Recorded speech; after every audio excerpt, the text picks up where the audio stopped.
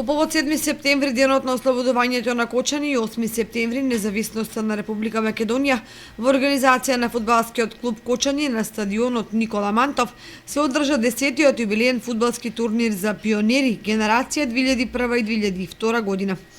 Турнирот за отворен го прогласи градоначалникот на општина Кочани Ратко Димитровски. Почитувани пријатели, драги тренери, спортски работници, а посебно вие најмладите кои што сте директни учесници на овој традиционален 10-ти поред фудбалски турнир кој што го организира нашиот клуб, фудбалскиот клуб Кочани.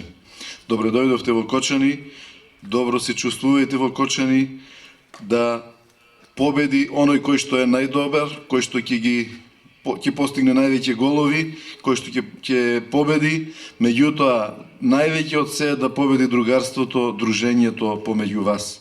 Да денеска ви остане во сеќавање овој убав ден, овој празник на државата, да се дружите што е можно повеќе и да ви остане во убави сеќавања престојот во градот на Оризот. Во првиот надпревар Кочани ја совлада Каменица Саса со 4:1 по изведувањето на пенали, откако во регуларниот дел надпреварот заврши 3:3.